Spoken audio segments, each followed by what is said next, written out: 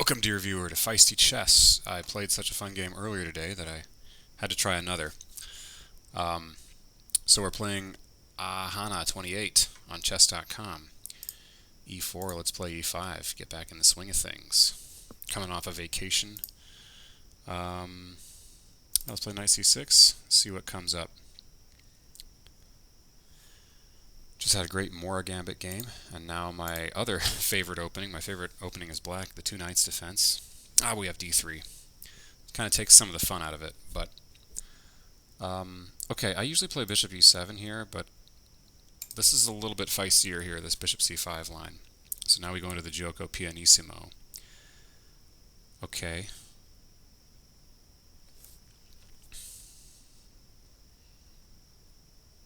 D6 is good here. Actually, if he plays bishop G5, since I'm not castled yet, that should be fine with me. Alright. What do we want to do here?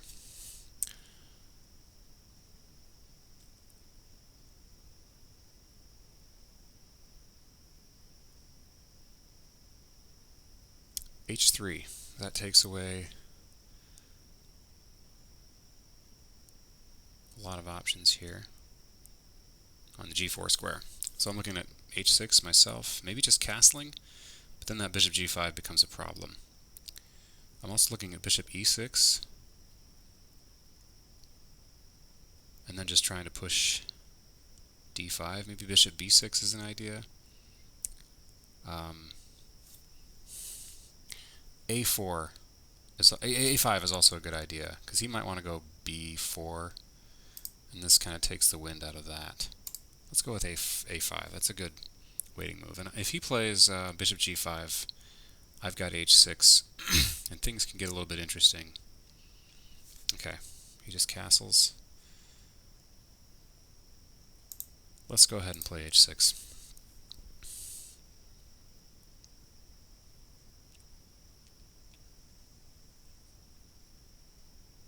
Alright, I've got ideas of castling queenside here.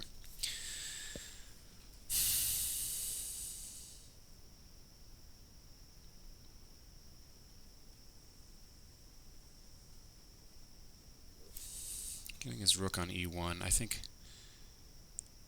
yeah, bishop to E6 makes sense here. Probably go knight D2. Oh, he just takes. Alright, this is not bad. This doubles my pawns, but now I have an open F file and an extra center pawn.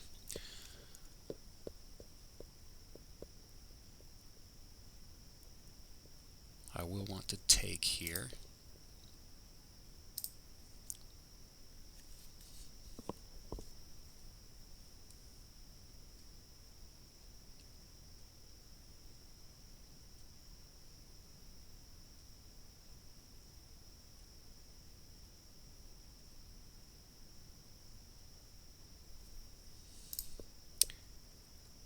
Okay, I can go ahead and hit his rook, but then my bishop A6 will be a big threat. But I think if I go for... oh no, D5 is not going to work. Oh, so bishop B4, and then let's say rook E3. He's threatening A3 to hit my bishop. And I can't clear out...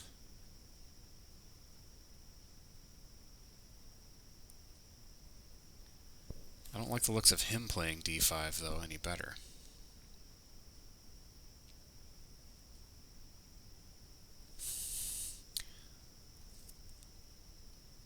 Well, I'll keep my bishop on this diagonal, which is some kind of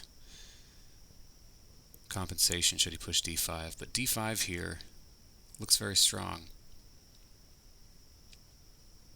Yeah.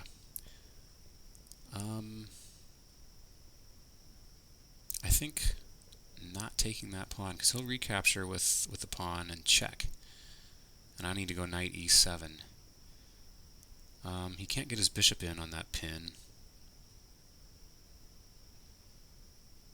He can't go knight, so maybe just after, something like king F7, I can get out of that pin well enough.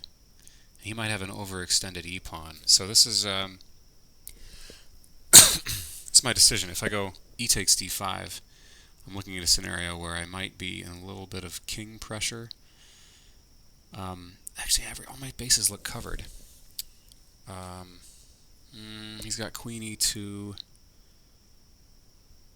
Oh, he's got queen d7 to cover a check there, and his e-pawn, his d-pawn, may be overextended. I could go knight e5 immediately, and if he takes, I'll probably find a way to recapture that e6 pawn. That's probably not going to be a problem. Queens are likely to come off the board, though.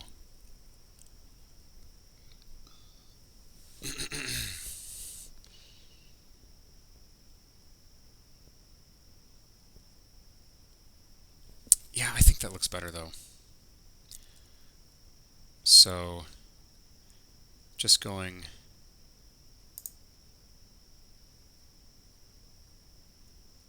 Yeah, blockading this pawn.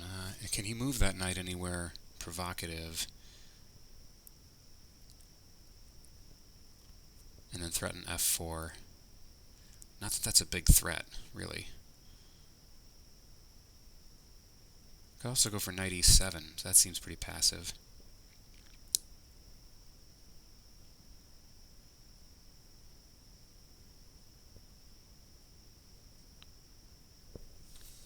Knight e5, knight h4. That gives me time to castle at the least.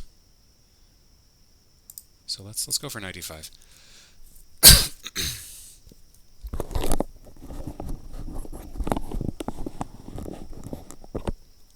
Okay, it's time to buckle down. Hana has a big advantage on time. He's going for this.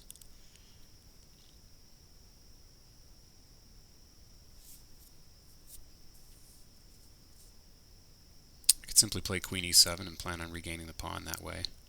That prepares castling queenside as well.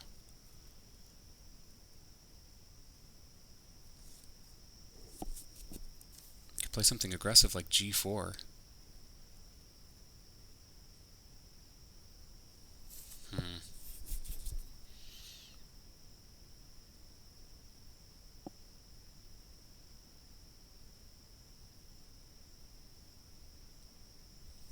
If I'm going to be aggressive, I'll need to get castled, and I'll need to get my queen in a more active position. So I like queen e7.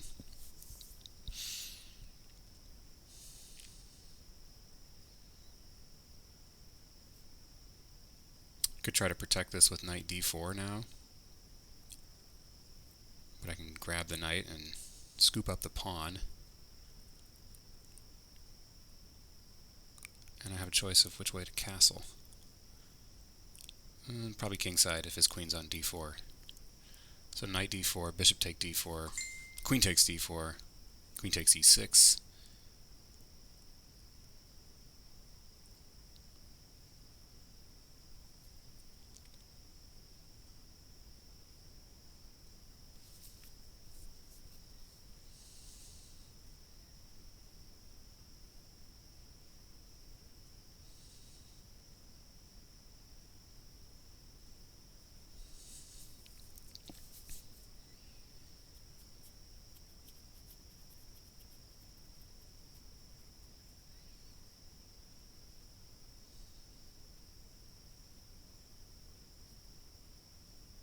Or I could also just let that knight sit on d4. Okay, he's going for this trade.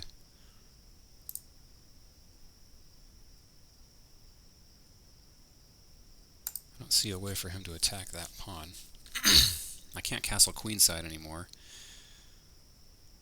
but I can bring a rook to d1 with d8 with tempo. Okay, now I can castle queenside. And that pawn might be more of a bother for him than anything.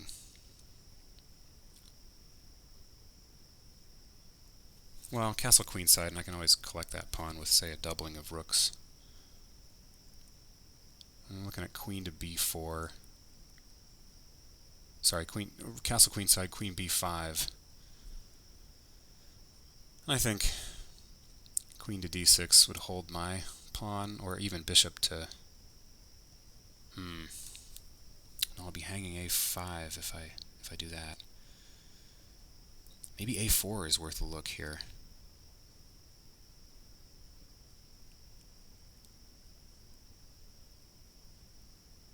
Then he's got... no, he's got queen to b4 check unless I castle somewhere. Queen to b5, sorry.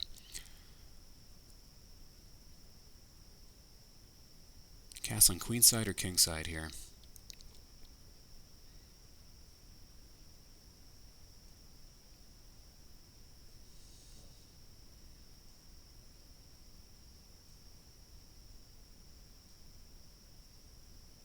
Any tactics with that bishop?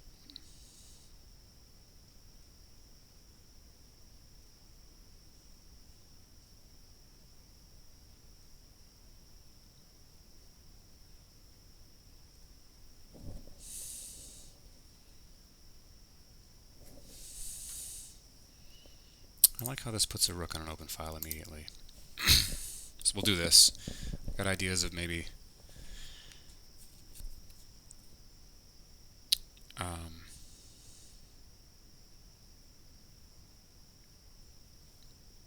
rook to d4 if that's allowed. Bishop e3 looks like a good response here.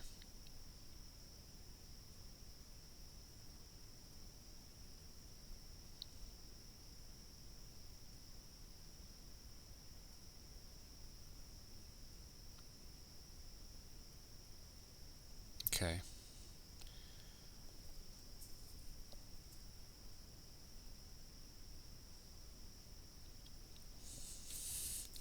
I can pin that knight with rook d3.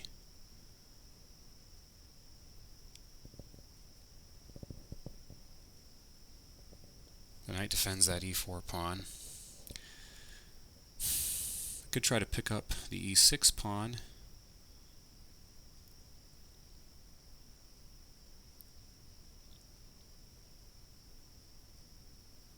Rook d3 looks like a really annoying move. And I can have an idea of doubling rooks there. No, hold on. Rook d3, knight d5. Rook takes queen, knight takes queen, check. He'll grab the rook, I'll grab the knight. So that's no good. That is no good. Maybe rook d6. Or bringing this rook to to e8. Picking up our pawn. That seems to fit the bill.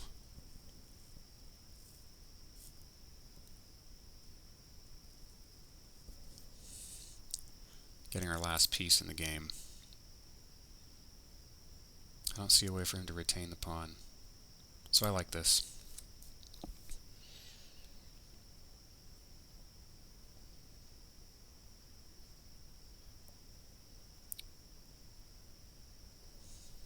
Yeah, and I could meet this with bishop takes, or I could just go queen takes e6 right away. So queen takes e6, bishop takes, and then queen takes on b6. He could double my pawns and make them kind of useless over there as a problem, as a majority, and opens up my king a little bit.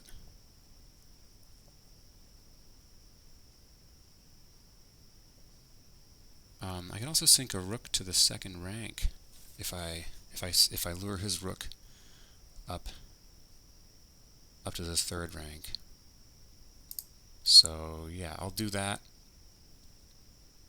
and then I'll grab on e6.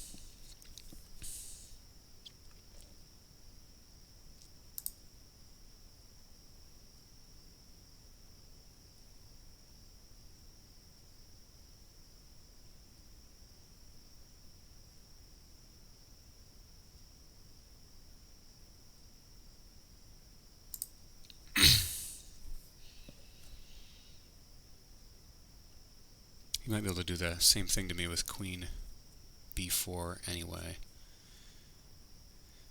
I've got b6 here, allowing queen a6 check, but then the knight's coming in to b5, and that's looking pretty ugly, actually.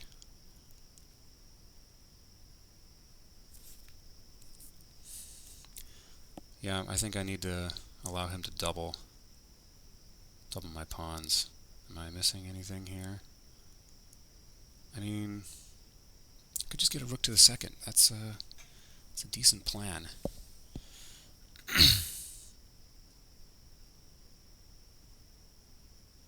Let him take on a5.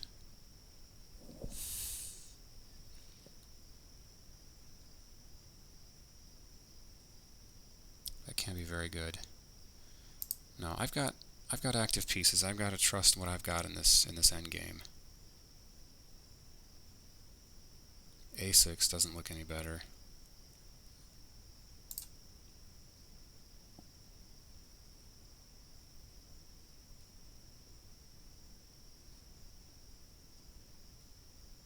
Okay. Expecting queen takes b6. Then I'll recapture. And then, oh, what else could white do here? Let me try to keep the queens on.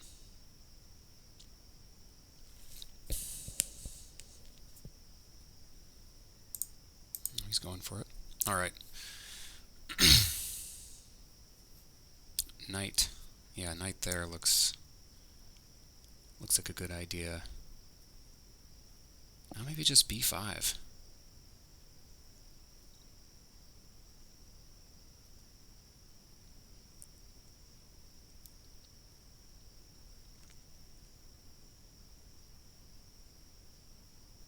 Also bring a rook to the 6th rank.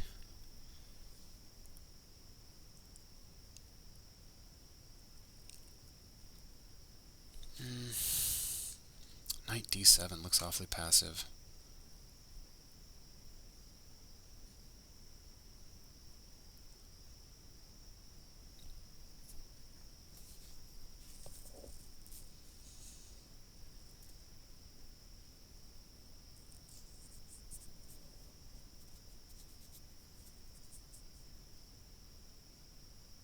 b5, rook c3, king b8.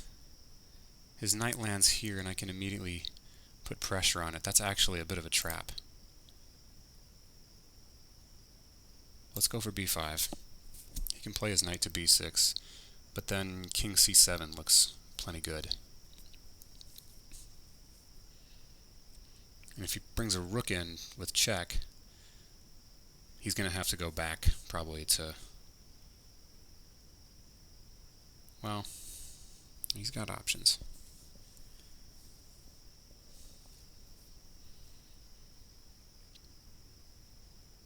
Also, in general, if I can push these pawns up the board and trade off one of them, I might have a decent majority again. Okay.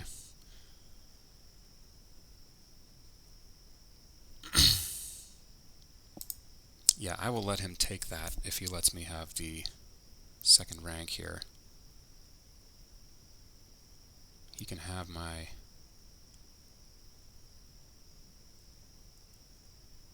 b pawn. I won't be able to take on, so rook, yeah.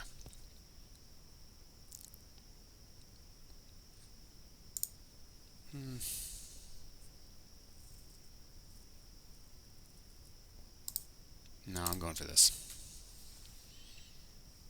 This will give me time to play rook d2 without having to sacrifice that pawn. And like I said, if I can get up there and immobilize his pawns, all the better. Now I've got rook d4 or rook d2.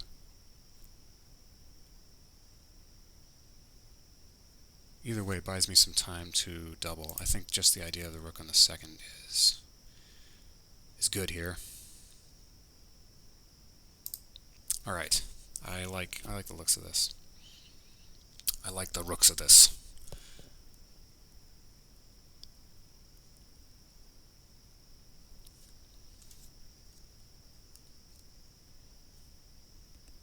Okay, he's going to let me undouble these.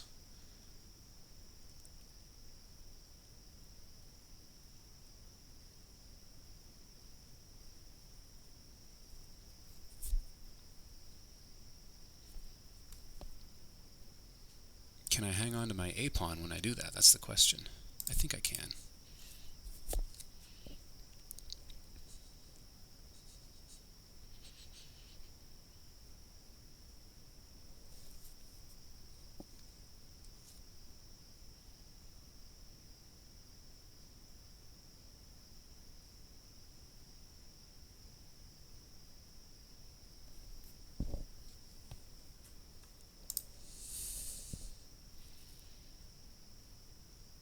Yeah, I don't see a reason not to push that knight around a bit more. He can check, but it doesn't lead to anything. Okay, we're playing actively here. We've gotten rid of our weakness. We've got our majority on the queen side. A distant majority from his king. We've got a rook on the 7th, and looks like we're going to be winning on b2. We might be able to create a passer. That passer might be a weakness, but if all the pawns on that side of the board are eliminated, then it's going to be a little easier, a little simpler to draw. Knight b6 doesn't look good here. Knight b6, king b7, and then the knight has to go back to d5, where I can just trade it off, and once I preserve my a pawn, I should be able to grab. Well, there's different ways to play that, but I should have the initiative.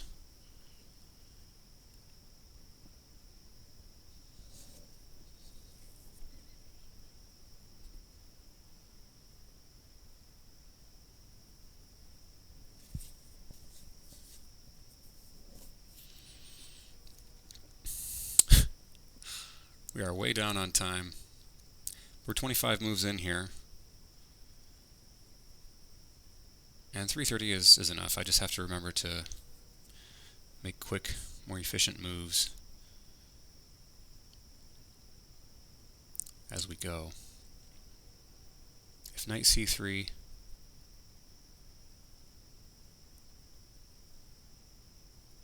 probably, oh, knight c3, I have b5, winning a piece. So he's got to go knight c5, I think.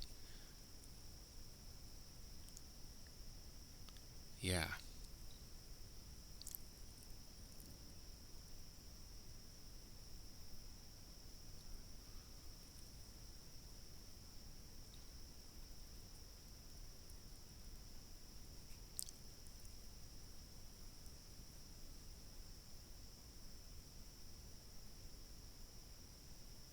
I grab on b2, allowing him to take on a5.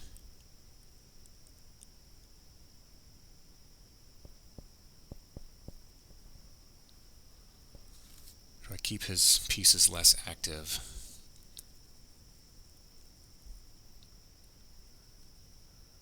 Let's push.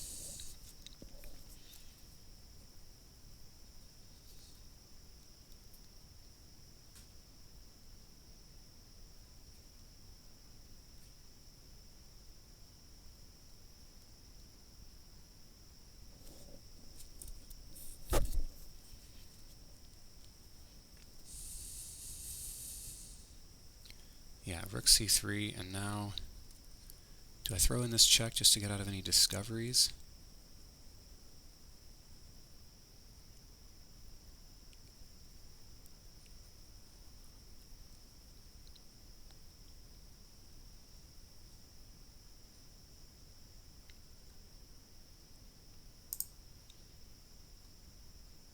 Just getting the king a little safer is probably a better idea.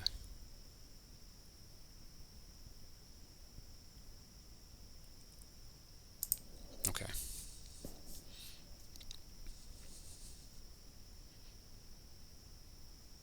Now I still have plenty of pressure on b2, and I don't see a way for him to get around that. If he goes b3, considering b4, rook c4, a3, I should have a real runner there. Okay.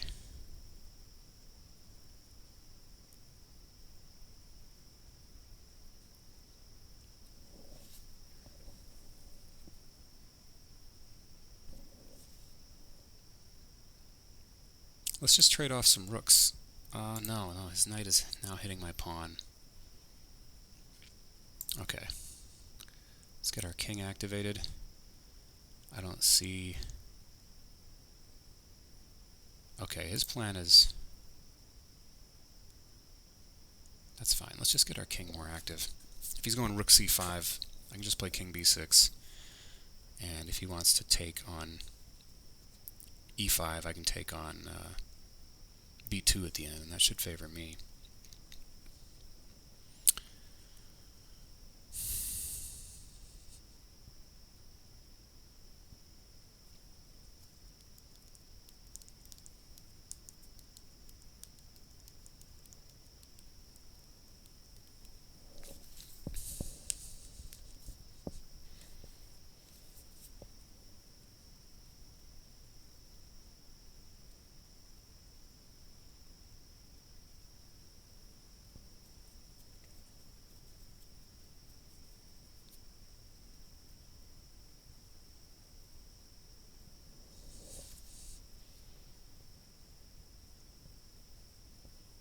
Maybe rook c8 would have been a little bit better. If that's my plan, I might have given him free tempo just now. Okay, he wants to kick my rook out of business there.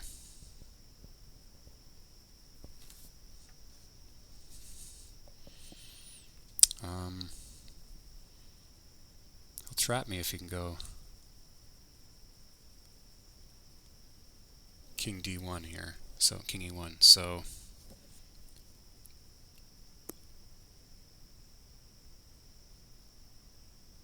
yeah, we gotta go for this.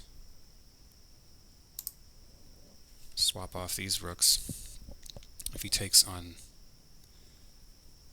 e5, I can take on b2.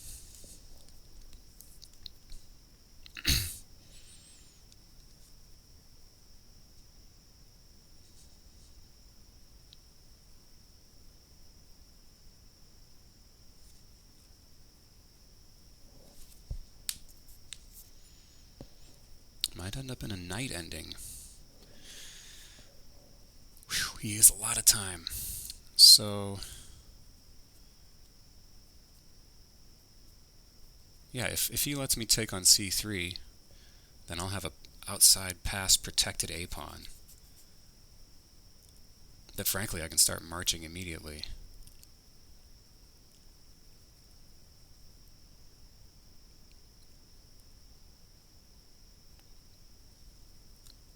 Also might have some exchange sacrifice tactics with like a rook takes d3, rook d3, knight takes e4, if the tactics line up just right. Probably not, but it's something to keep an eye on.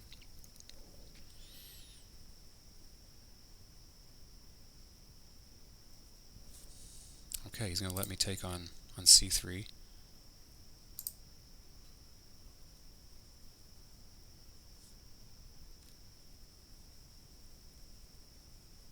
Oh, and he's taking that.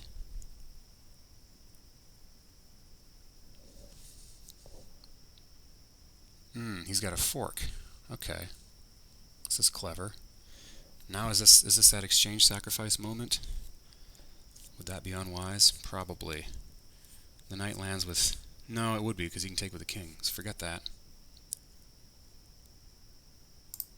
I think rook c4 looks kind of mandatory here.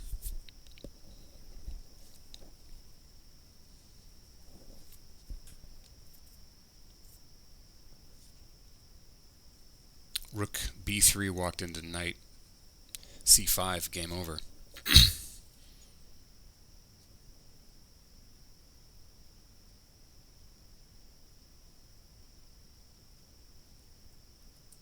If he plays f3, I've got knight d7, but I'm a little bit passive there. Or actually I could go rook. That wouldn't help me at all, pinning the knight.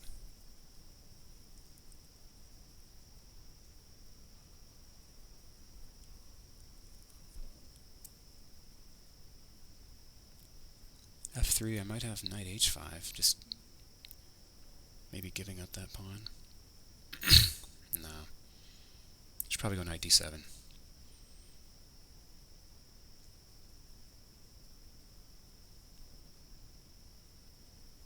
My rook is in a position to support the advance of my my pass pawn, my majority here. So I can have plans of b4, a3. I don't want that to become weak, though. I mean, he could collect that with his pieces and then just have a pawn up on the king side. Okay. He's going to let me take with check because there's a fork at the end of that line. Okay, he's trying to be a little tricky and trap me here. King b6 is probably the way to go.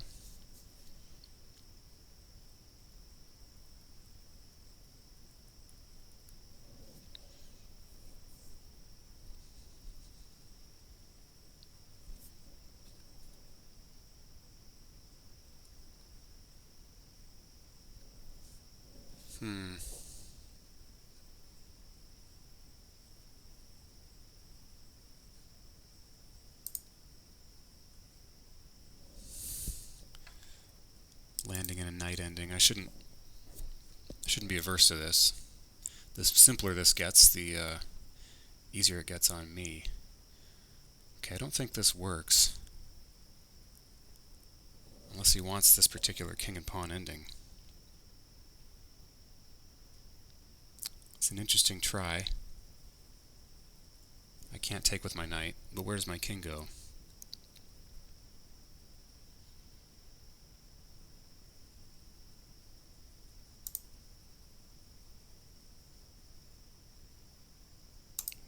c6 looks active.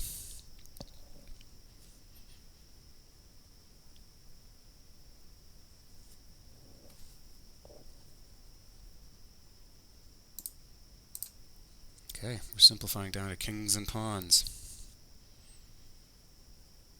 You better take that rook, it's just a question of which. I've got to like my chances here. I've got the distant majority. The question is, do I start pushing it now? b5, king c4, sorry, b4, king c4, a3, king b3. No, he just takes, and it doesn't work. So maybe he's going to try to run me out of moves here.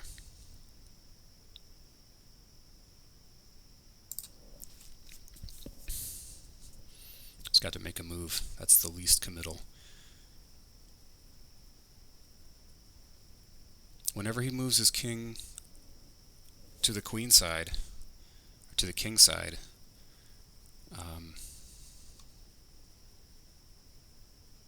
yeah, we're probably looking at a draw here.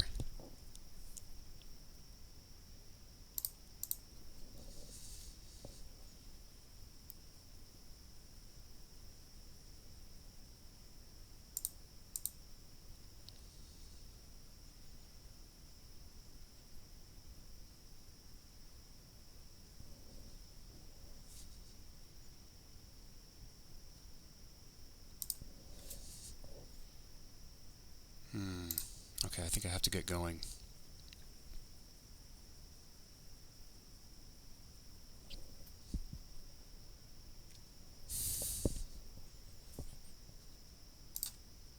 I can clear the pawns off this side of the board, but his king is going to have to... Oh, okay, this is probably not the best for him.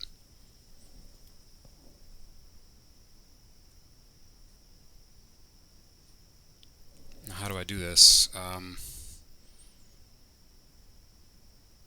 Yeah, I want to avoid...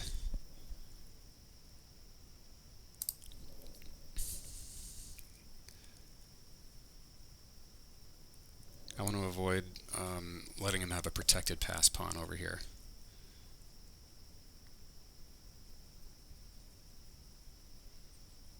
Maybe I should have been pushing earlier.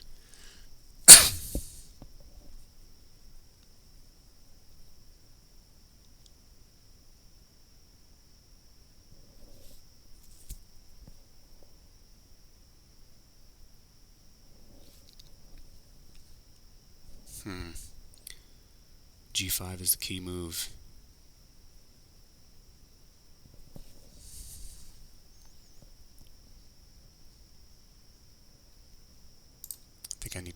now.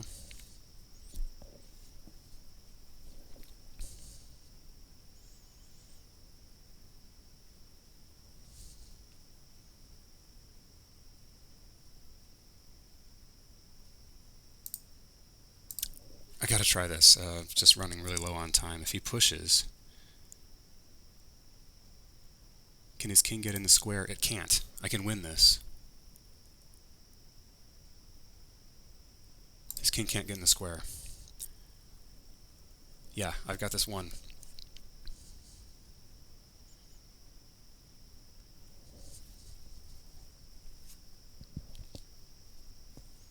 He had 9 minutes to think about that and he didn't use it. I may be wrong here, but as far as I can tell, after he takes F4 just wins.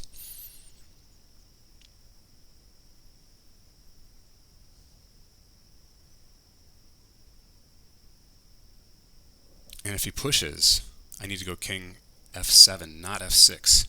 That'd be a critical mistake, because that allows me the tempo to play C4 before he can get his king in the square. Play F4 before he gets his king in the square.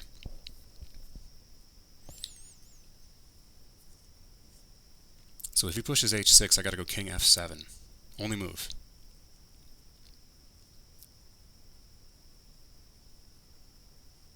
He probably will because it's the trickiest line. If he just takes, then C4 is easy to play.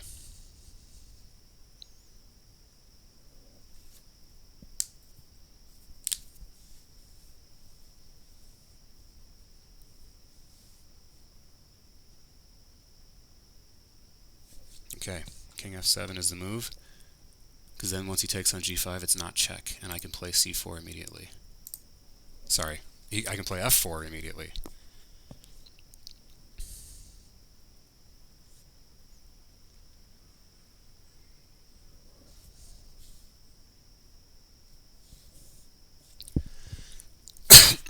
Man, intense endgame here.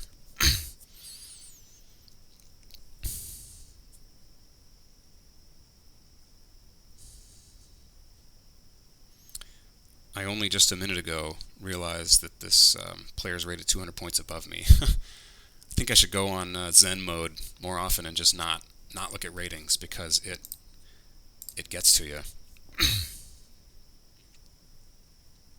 Yeah, if he makes any motions with his pawns, I can deal with them. But for every tempo he spends with his king to try to catch my pawn, I just push my pawn. So I kind of lucked into this one. I think Ahana made a key mistake when he pushed G5. This will be good fodder for analysis. I've played a lot of good king and pawn endings so far. This is the most important kind of ending to know. I read a book by Lev Albert once. It's part of this big series. Okay, we're just going to keep pushing. Endgames was the particular book of this series, and the opening chapter started out with king and pawn endings. They called it atomic chess, like this is the building blocks of chess matter. And if you don't understand king and pawn endings, you don't know how to simplify into a winning endgame. Like it always comes down to this: you can be forced into a king and pawn ending, and if you don't know what you're doing in a king and pawn ending, you're way too easy to beat. So if you're going to be good at chess, you need to figure out these king and pawn endings, and they are real teeter-totters in the sense that there's tipping points, and it's not like, oh, this is a drawish position. It's simply that you're often just either winning or losing, and this is a case in point. So when you're talking pass pawns need to be chased down, or there's creative ways to make pass pawns. He's got two pawns connected, passed, but it's all about king position here. So yeah, I think my opponent just needed to spend some time before playing a committal move like G4. I mean, this is obviously these moves are very critical positions often, these positions with kings and pawns.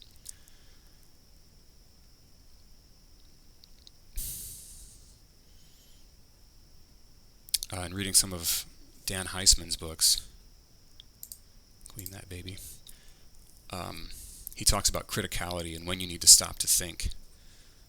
We'll just clean up these We'll just clean up these pawns here. It's going to play it out, apparently. Okay. Thank you for the game, Hana, 28. Let's let the computer have a crack at it and do some quick analysis. I was fortunate enough to have 2 wins today. Both of them exciting in their own ways. An exciting kingside attack in a Mora Gambit, and then an exciting king and pawn ending that came right down to the wire in terms of the clock. So here we go. 2 knights defense. The critical line here, which I've played in another video, is knight to g5, at which point black has to play d5 to sacrifice a pawn. Black does get some initiative in these positions, though, and they end up being wide open and a lot of fun.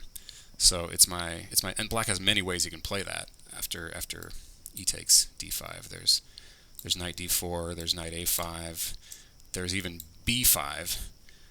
Knight takes d5 is not one of the better ones. That can lead to the fried liver, where white simply chops on f7. Is that enough arrows for you? Okay. But the solid way to play and the simple way to play, and honestly the most popular in my experience and my opponents in tournaments and online, has been d3. So if you play the 2 knights, you've got a choice to go into the transpose into the Giuoco piano here, like we did in the game, the Italian game, or to play to bishop e7, which is what I usually do. There's some fun lines in here if you can tempt white into playing bishop g5, where you play h6 and then g5 and then even g4, and you actually give up your queen for a mating attack that doesn't look intuitive at first, but it's fantastic stuff. But that didn't show up. Let's see how far we made it in the book here. h3 is a book move. a5 is best. Okay. Surprising. I mean, maybe the book runs out for the computer here. a5 is kind of a waiting move, and it also just, it's what's the word, prophylactic, that prevents b4. So h6 is best. Rook e1, bishop e6. It likes castling better. I was still gambling on possibilities for castling queenside. d4 is best. Liked bishop b6 better. Huh. That would let him double my pawns, trade off queens, but then I'd have this structure. Let's play it out some. It's looking at queen b3 here instead, just targeting this pawn. But it would allow him to go into this kind of thing, which is a big structural disadvantage, you can see. And he can even trade off the queens so that the dynamic possibilities are reduced. But actually it says white only has a moderate advantage here. I do have a lot of control over central squares. That's what those pawns provide me, and I have 2 open files for my rooks. My king's not likely to be in danger, and I can put my rooks on both of those files. Maybe play king e7 to connect them. Yeah, and it's not like if white wants to push a passed pawn, those 2 doubled pawns, he's going to have to get around them, and I can probably undouble them. So that's something I missed in a tournament game once. I ruled out a move that would have allowed my opponent to do the similar thing, and it turns out that would have been a great way to play it. My stronger rated opponent was afraid of that because he didn't want my rooks getting so active. Anyway, e takes d4 is not bad. It allows him to build that big pawn center. And yeah, some of the stuff that was coming here, bishop e6 is best. d5 is excellent. It likes bishop e3 better, which would allow me to get castled or play d5 myself. He's able to play d5. I thought this was a real turning point here and a kind of a blow to my position. It likes knight e5. It says knight e5 is best. I am curious about this. And it says he takes d5 is best. Okay, so they're both good, but the numbers for the computer do show that this is worse for black. This is the line I was looking at.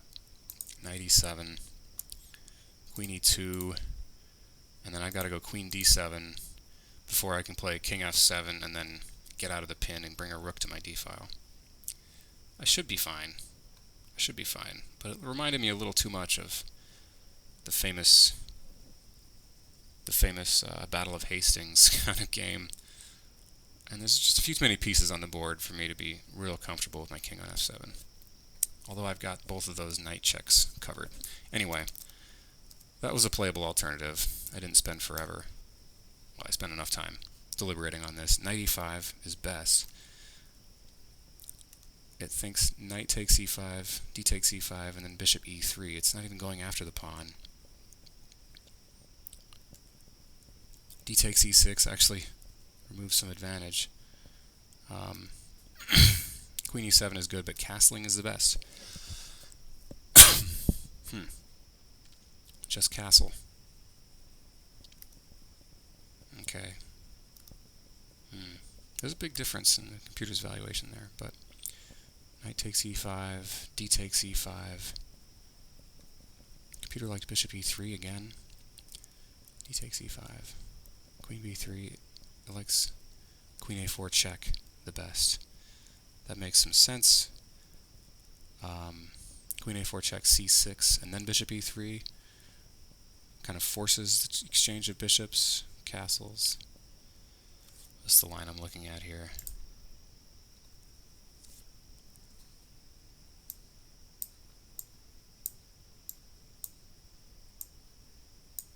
This is playable, actually. I got maybe b5 coming. I should be able to round up that e6 pawn in time. Queen b3 is not bad, but now the thing is evening out. Castling long is good, but gives quite away in terms of the computer's numbers. It says queen to b4 is best. It's not a move I considered. That's an excellent move. It says forget about this pawn for now. I'm going to attack your rook and also get an exchange of queens going. So if you go here, I can just trade queens. And you've got this active rook, but a4 is pretty solid right in here with the bishop. And I can now play king e7 and just go after this pawn with my king. Yeah, this looks fine for black. Computer says it's just a dead draw. Okay. Kept the queens on, castled. Maybe that's the feistier option after all. Queen b4. I'm glad that I checked. I was really excited about rook d3, but I'm glad that I saw that this knight was only in a pseudo pin. Let's see. Knight d5. Ooh, there's bishop takes f2. Check. This looks crazy. King takes f2, and now queen c5. And his queen is going. Okay, so rook d3 would have been good, but I didn't see the bishop takes f2 tactic. What I saw was knight d5, rook takes, knight takes queen, and then king here, and knight g6 even. Ooh, and I'm just losing a whole rook. Ooh, yeah. Not just the exchange turns out, but a whole rook. Okay.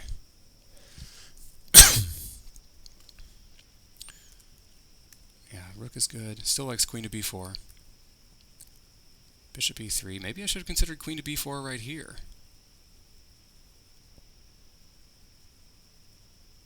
No, it likes queen takes e6.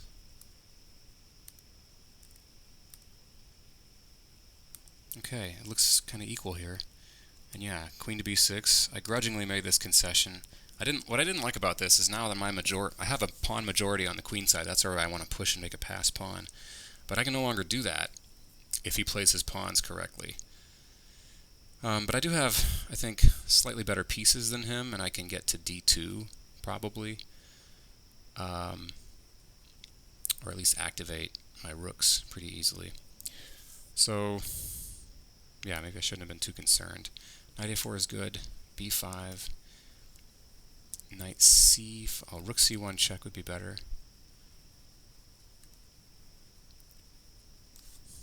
Looking at the fine print here, king to b8, knight to c5. This looks similar to what happened in the game, actually. b4. So he allowed me to play b4 with tempo on his knight, so I got to move my pawn up a little closer to trading things off.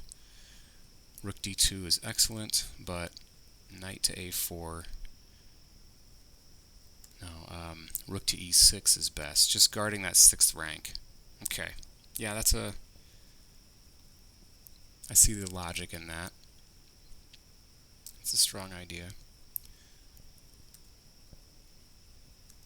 Still, it likes black now. It likes black, despite that doubled up majority. Getting my pawn up, getting that space on the king side. Huh. I was just holding steady. Okay. a3 is excellent. Okay. Still likes rook king to b8 here. b5 is best.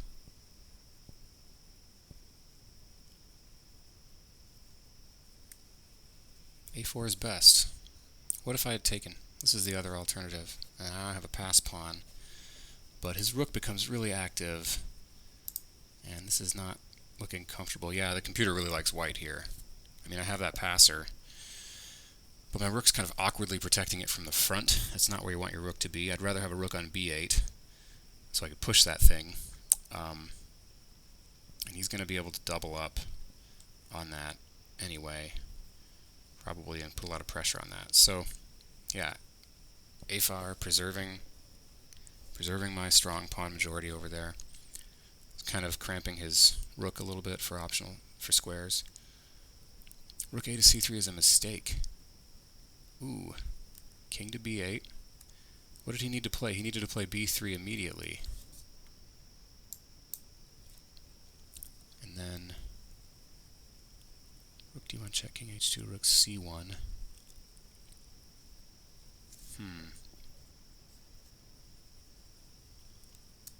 It says that's a draw. I'm not going to get into the intricacies of that. Rook here is a mistake. King to b8 is best. Knight d3 is best. King b7 is good. Rook d1 check is best. Keep that king away from the center. Yeah, before he can play king f1, I want to keep that king away from the center. He's got b2 protected, so I might as well put that rook to different use, and it's more mobile on the first rank. So that's the idea with rook d1 check. That was probably the time to do that. The other move I really considered here was rook c8. It says that's an inaccuracy. Take, king f1. Still has an advantage for black, though. Whoops, I went way too far ahead.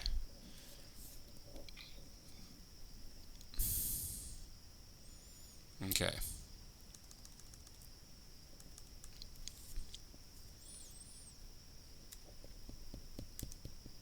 Rook c8 is excellent. Rook d8 is best. Interesting. Rook d8. Oh, that's an interesting little tactical idea, because now I have king e1, I can just take here. Or even better, oh, wrong button.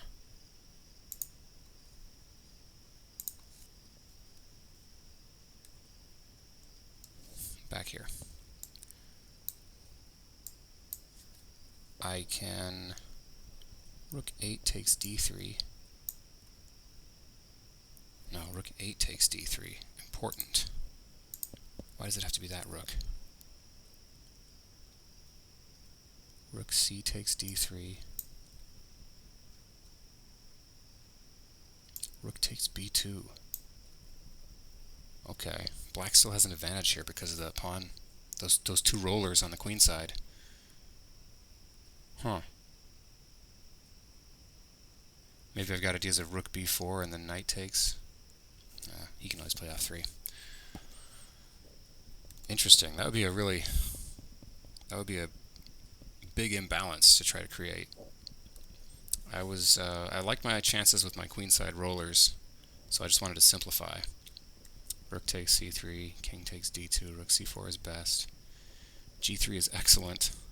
Rook e1 is best. So the tactic here, the reason I can't take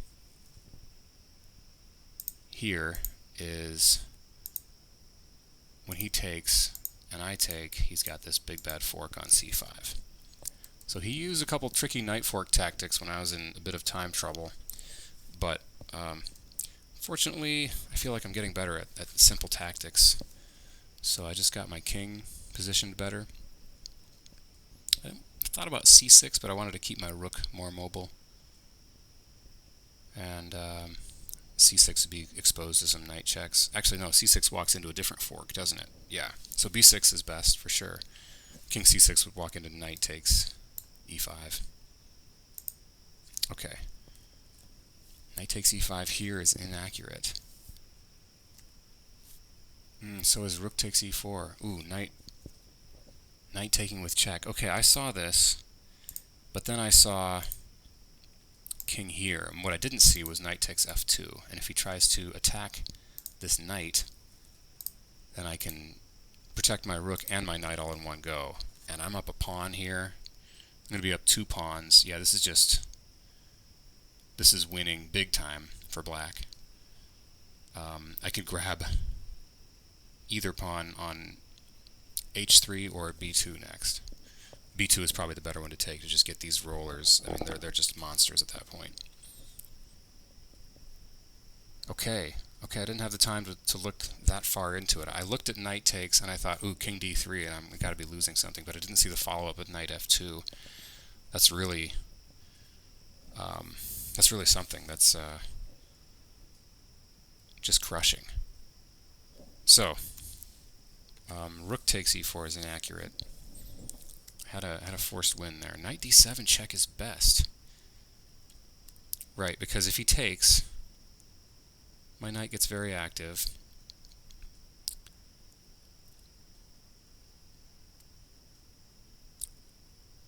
Yeah, and my pawns are more advanced, and I'm going to create a dangerous pass pawn. So it looks like an equalish knight ending, but it looks like black has the odds there. Knight d7 is best, king c6 is best. We really navigated the tactics pretty well here. I thought about rook d4 check, but that would be a huge mistake because king c3 attacks the rook. So all this is forced. I need to go here and then king takes e3. It doesn't like g takes e3, f takes e3 as much. Let's see the difference. Yeah, gives black a big advantage here. Can't create a passer all that well without the help of the king. So, taking with the king is right. Okay, now it just has black with a pawn advantage. So probably a draw at worst for black here. King d4, and it says b4 right away. Okay, so this is pretty critical, right? If I get his king over here on the king side, I mean, I sacrifice my pawns, and I can guarantee that his pawn is going down. Then I can get my king over here and start chowing down on some of these. He's got a long way to travel to try to chow down on mine, and they can't encounter my pawns yet and trade them off. So this would have been if there's a way to press for a win, this would have been it, but I didn't see it at the time. Let's look at the line. a3 takes, king c3 it likes. But the intuitive move is to go for the pawn. Oh, and wow, black is just outright winning here. I mean, just in this forced little sequence, you see every move adds a half pawn to the evaluation for black. Let's look at that sequence again. Here's about -2. Okay, there's about -1. We're still around -2. And now it's becoming clear that, yeah, king c3, that can't be a whole lot better. Yeah, this is just losing. My king is going to be able to get centralized better and eat up these pawns, and I'll have at least one pawn to show for it. Okay.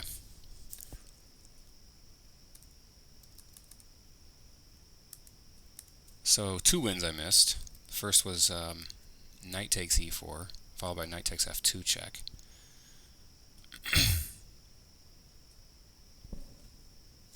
Well, honestly, knight takes e4. What if he goes just here?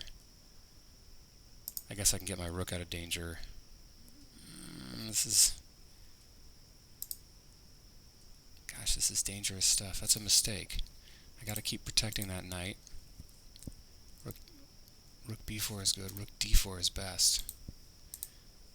It just seems like my rook is vulnerable to knight tactics here. Now rook b4 is good. Okay.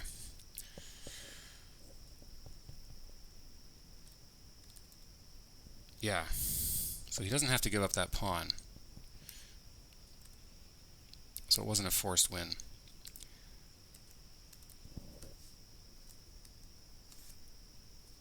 Knight takes. Computer has plus 1.5, but it's far from over here. The material's equal, and once I kind of untangle, I've got some pressure, but looks like he has a way to defend b2 with just knight back to b3. So, sorry, to d3. Okay, back to the game. Just about finished here. Knight takes e5, rook takes e4, and then this tactical stuff. And I went with just some waiting moves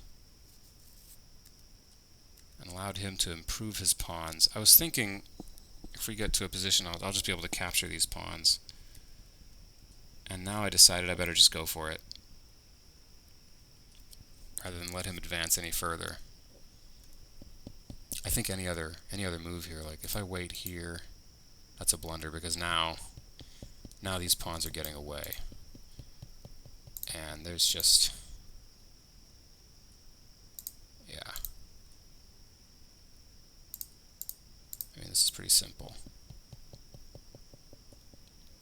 I can get in the square, but now that he has the outside pass pawn,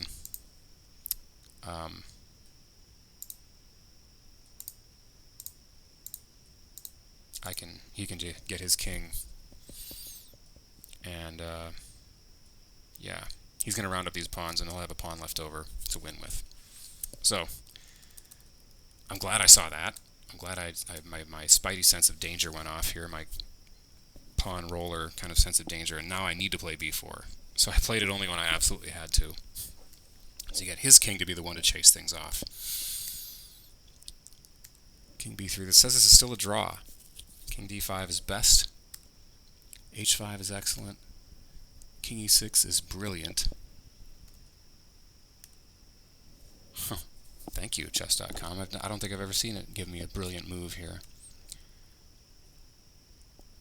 King takes is best, and now f5 is best. So the idea is if he takes, he's losing, or maybe a draw. Let's look at it. Take, king takes. Yeah, he's going to be able to get his king back to f8 in time, which is all you. That's the only place you need to get your king to in a rook and pawn, in a rook pawn ending. We can just play this out.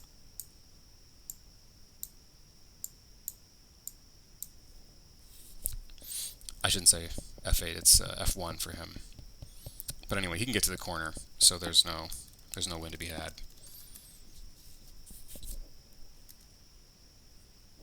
So this was a drawn ending at this point, and white thought he could push for a win, but that's a huge blunder, and the computer recognizes it instantly. But that's difficult to see. I mean, you've got the two connected pass pawns, but this was a nice tricky move. Here's why f6, king f6 would have been a huge blunder. That comes with check. I can't take this pawn, or the h pawn runs. So I sit here, but now the big difference is white can get in the square. And he's going to hunt this pawn down, and once he does, he's going to win with those two pawns, with his king support. So yeah, king f7 is the only move here. I was happy to find that, and now I have time to just push my pawn. And the rest is pretty simple. So that's the game. Great game. I was very, very happy with how that turned out, obviously, but great king and pawn ending, very instructive. Learned a lot from it. And An opening lesson too, to not be afraid of those doubled pawns. If they're central pawns, they often control a lot of central squares and allow your rooks to do the same. So they give your rooks great and queen great activity. So don't overestimate those structural weaknesses. Might be bad in an ending, but we weren't near an ending yet. So, and this does illustrate sort of the distant majority and keeping a pawn majority and being able to push it to draw, or in this case, even win after an opponent's blunder. Yeah, king e6, my brilliant move here. The alternative would have been this, which is a huge mistake. G5, f takes g5, h takes g5 is a big blunder. Is this technically a draw? I can get in front of the pawns if they double, so he has to go here. Then I have to play here. And I don't know, he gathers up this pawn. Looking at this ending, what does the computer have to say? The computer should know whether this is winning or not. I'm not going to play that out here. Feel free to do that at home. Anyway.